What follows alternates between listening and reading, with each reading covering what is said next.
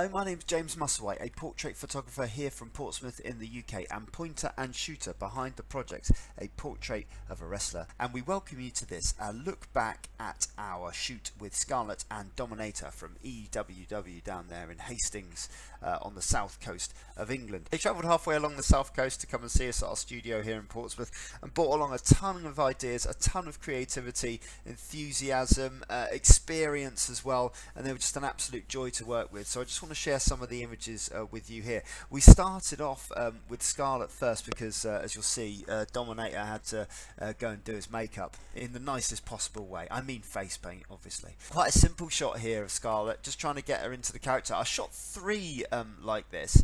We'll just have a look at them here. Chaotic look to the shot there, which I really like. You can just sort of see the eyes sort of poking through the hair there. Quite like that shot. A bit too much elbow in that one for me. I maybe want to see a little bit more tattoos in there, but I like the feel that we're getting from this shot, and that's part of the thing about portraits, is just trying to get that character out of people. And with guys that understand their characters in wrestling, it can be sometimes quite an easy job.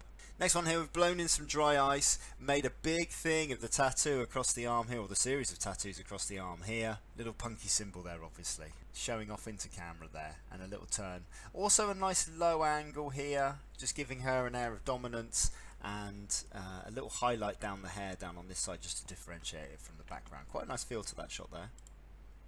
And then we've brought Dominator in, and this is why he was second, because he was at the time that we were shooting Skarlett upstairs, he was downstairs amending his face paint and making him look as intimidating as possible. Now this is a shot that was requested by the pair to mimic Bane and Poison Ivy from sort of like the Batman comics.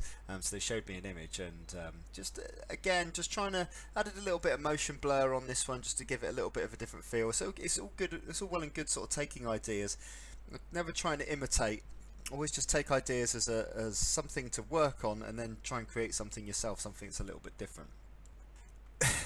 I wanted to share this one with you here because it's a bit of an outtake, really, just in terms of like just showing off, I guess, a bit more of their relationship, and just the fact that we couldn't actually go more than 10 seconds in the shoot without Dominator cracking a joke and making Skarlett laugh, which is really cool here. So I like that shot. Then we've just tried to differentiate them again, making Skarlett look like the boss, making her look like she's the one in charge. So she's the one at the front of the picture here, sharply in focus with the drop off to Dominator at the back. Again, just a single light setup on this one, big enough softbox just to skim the light across both of them there. And then just coming out slightly, and a bit of a vintage filter, a bit more of Dominator in the background, and just having her bring the finger up into the picture just to beckon you towards the camera. Telling a little story there. And then we go into stew. Now I want to make the most of these tattoos on this arm. I want to make them look as big as possible, so it's a nice wide angle lens on this shot to make those arms look super big and just get that expression into camera. Simple 2-light setup. I think we've got a light either side just to give us a nice sort of even lighting, and then no fall off on the background, just give us that nice dark background.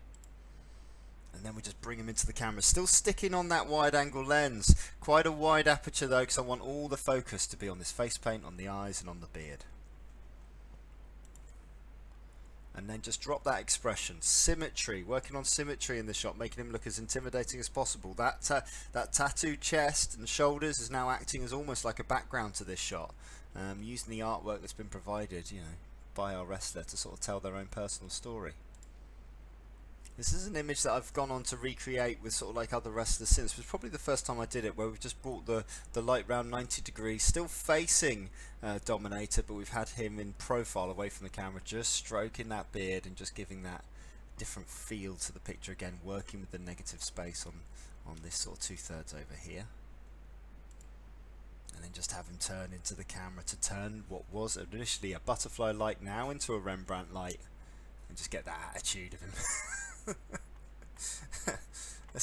I imagine him pulling that face in training a lot. I don't know. It could just be me with new trainees. And then he's bought this sort of latex sort of gas mask, which is a really cool prop, almost like something out of the Fallout computer games here, which is something really sort of simple to use. Not having him wear it, because I didn't want to obscure the face paint or the beard or tell the story, but I just wanted to use it as a prop. So we've just had him held it there, just out into camera again on that wide angle, again getting him to lift the head up and telling that story. One hand above, one hand below, just framing that mask nicely. And then just with the addition of dry ice just behind, just to give us a bit of a different texture and a bit of a different feel. But as this one we went with, just a really simple story. It's a cracking little sort of classical portrait, really. And again, nothing too scary on this one in terms of what to do. There's a single light above and there's a reflector underneath just to give us a little bit of light underneath the arm here, but not too much, but just one light photography.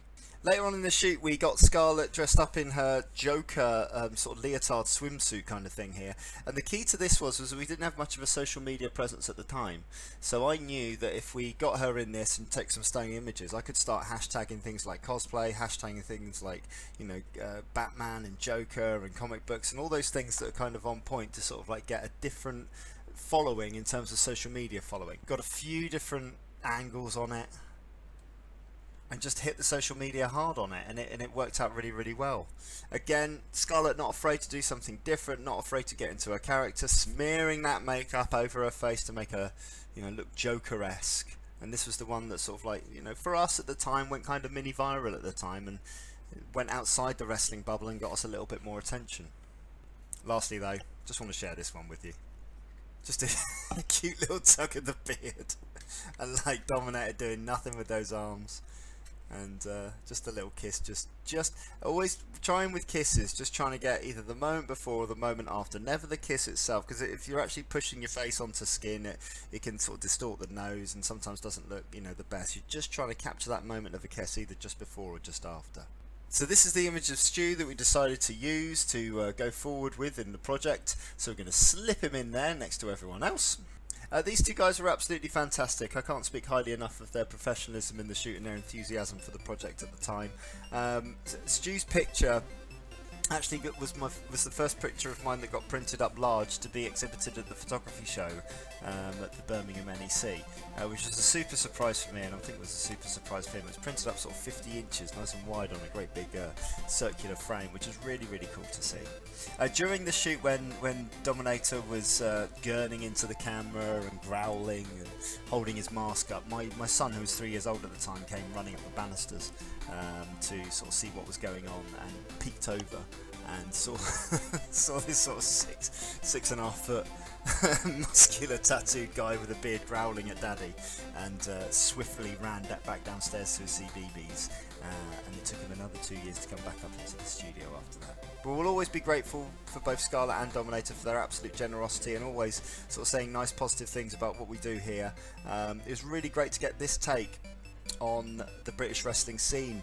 The British wrestling scene is so wide and so varied. There's so many different things that go on, and the promotion they've got going on down there in Hastings, EWW, keeps getting bigger and bigger, selling out bigger and bigger events, and it's got a super following down there, and we, you know, wish them from the bottom of our hearts all the absolute best with that, and with helping young trainees and young people in wrestling, you know, get involved in a safe, comfortable environment for them to enjoy the wrestling scene, and that's, you know, that's a really super important part to play. Next week we're going to be looking back again at 2014 and another double shoot.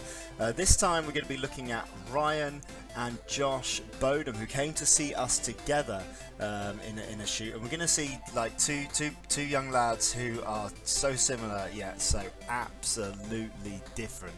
And you're going to see how we can use little lighting effects and little techniques to sort of accentuate those differences and see how they fit into the project. If you've enjoyed this video, click the like button, add a comment, subscribe to the channel. You can follow me on the Twitter and the Instagram at Y2JimBob. It's Portrait of a Wrestler everywhere else. And as ever, all the very best.